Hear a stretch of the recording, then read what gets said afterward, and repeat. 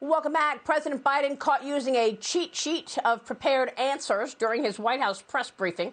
The card had talking points for him for reporter questions on his remarks this weekend, suggesting support for a Russian regime change. The president insisted yesterday that he is not walking back the comments that this guy cannot stay in power, which is what he said about Putin. Joining me right now is Heritage Foundation President Kevin Roberts. Kevin, good to see you. Thanks very much for being here. Is this weakness, Biden's weakness on the world stage, on display again? Well, it's awful, Maria. It's the kind of thing that if you're Xi Jinping or Vladimir Putin, the leader of the Taliban, whoever our adversary may be, you recognize this president is not only incompetent, he's very weak. And for that matter, think about the text on the cheat sheet itself. So in other words, it's bad enough that there's a cheat sheet, but then look at the text there. This is elementary school stuff. And so I would just recommend to the president and his staff as they're sitting down today, if you're going to use a cheat sheet, write drill, baby, drill. It is time to get back to American energy independence. Maybe the rest of the world would take some encouragement from that. Yeah, I mean, you have an op-ed out on FoxNews.com right now titled "Biden's Weakness in Ukraine-Russia Conflict Has Only Further Emboldened China in a New Kind of War." Tell us about it. You write, China today is a more dangerous adversary than the Soviet Union at its height. It is past time for the United States to take the CCP at its word and treat it like the dangerous strategic rival that it is. Kevin, you outline a number of moves that the U.S. should be making against Beijing, including resurrecting the China Initiative. I've been talking about this now for weeks, ever since the U.S. Overturned the China Initiative. We know that the theft of intellectual property continues, and yet now the DOJ has decided it won't investigate it anymore. Well, it's just ridiculous, Maria, and thank you for being such a great patriot on this issue. This is the point. What the Ukrainian people are doing in resisting aggression should give all of us hope for the future against tyranny. Vladimir Putin is an adversary, but he is not the biggest adversary facing the United States. The withdrawal of Russian forces from multiple Ukrainian cities shows that. The key point is the United States needs to understand that the Chinese Communist Party is an existential threat to its own people and to the American people. It is not an overstatement to say that.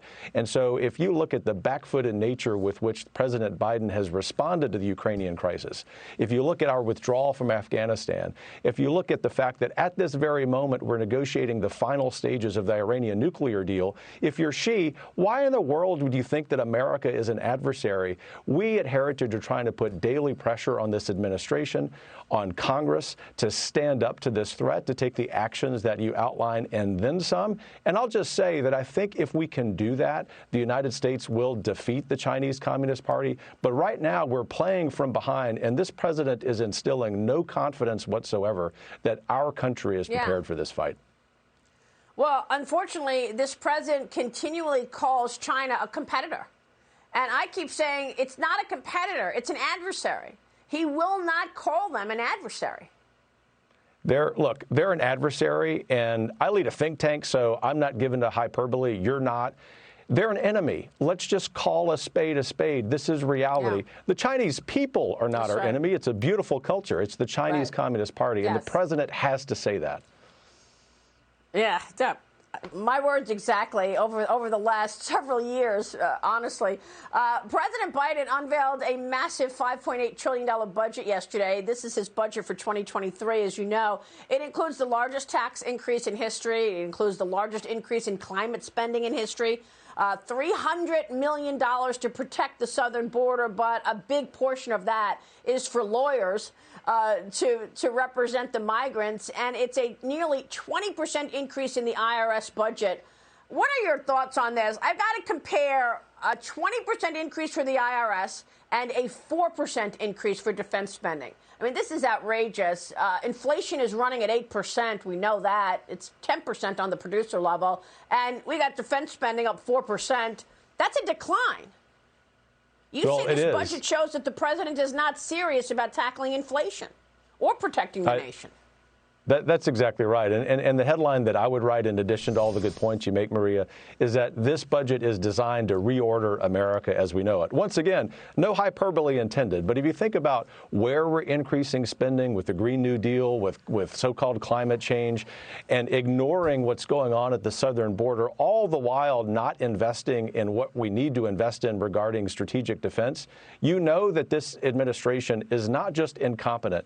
This is intentional malpractice to sustain the American way of life. It is vital. It's vital for Americans to understand that, to resist this with every political ounce of will we have, because if this budget or something like it is passed in Congress, America as we know it is going to begin to deteriorate. It is not an exaggeration to say that. And that's why at Heritage we're fighting this tooth and nail every single day.